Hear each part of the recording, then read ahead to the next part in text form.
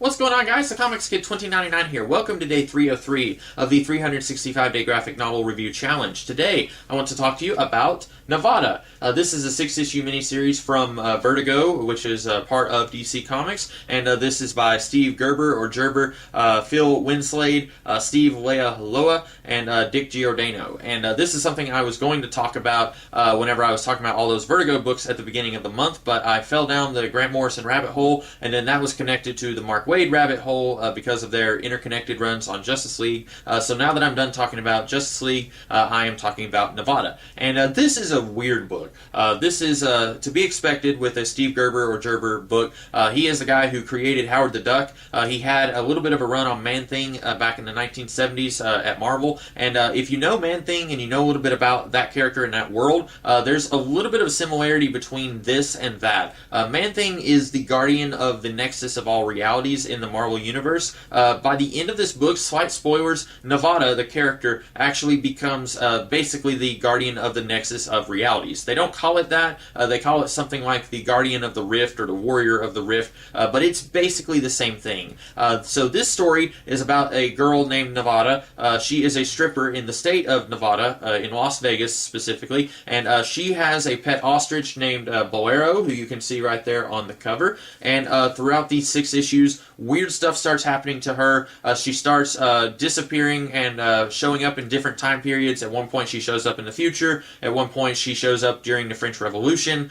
Meanwhile, while all of that is going on, you've got this guy named Ogden Locke, who seemingly is a former doctor who has wasted his wife away after a car crash that killed one of his children. Now he's just a drunk who is seemingly stalking Nevada, but then we find out that he is just the earthly vessel for this angel who is fighting away against these demons. And then you've also got this mob boss with a lava lamp for a head, and he is maybe connected to all of these murders that are happening in Las Vegas. And this is where my issues with this book kind of come to a head, because it seems like there are 2 separate stories in this book that don't really connect, or they don't connect enough. We find out that Ogden Locke, who is kind of the Merlin to Nevada's King Arthur, or the Obi-Wan to her Luke Skywalker, choose your metaphor, we find out that he is somehow connected to Lava Lamp Head Mob Boss. And we're not really sure what their backstory is. Lava Lamp Head Mob Boss guy,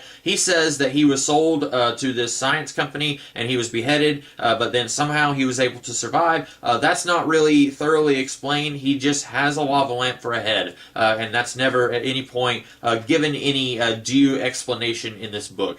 We still don't know who is committing all these murders in this particular hotel that Nevada works at, and we don't really know why these murders are being connected, or at least I wasn't able to pick up on anything. Maybe it was explained in a weird way, but there's so much weird stuff going on in this book that it was difficult for me to put the pieces together whenever I needed to put the pieces together. Now, some stuff was explained very well, and I felt like, okay, that's good, that's a great explanation, and then some stuff really wasn't explained all that well at all. I feel like this is something that may be par for the course for Gerber or Gerber. I've heard a lot of strange things about some of the other things that he's written, but I haven't read any of those other things. I'm only familiar with them through osmosis, but I feel like this story might be something that you would enjoy if you're into that really weird stuff. I'm kind of done with this, but me and Connor Nielsen, we did a podcast for like 2 years about Twin Peaks. We talked about the original 2 seasons, we talked about the movie, we talked about The Return.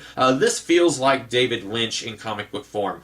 So Connor, you might be into this, I don't know. But this, in a lot of ways, it feels like it's channeling Twin Peaks a little bit. I think this may have come out in like 96 or 98 maybe.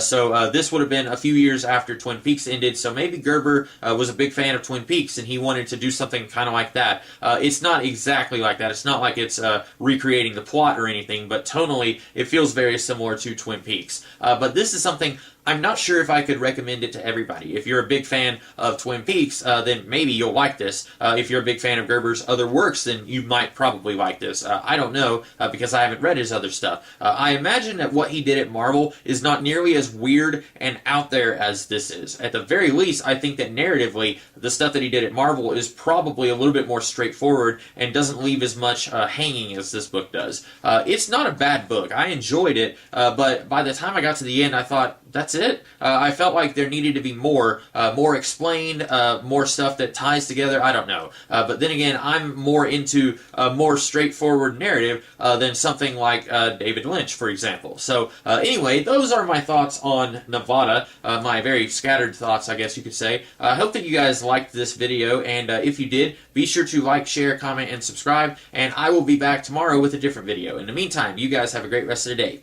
Catch you later.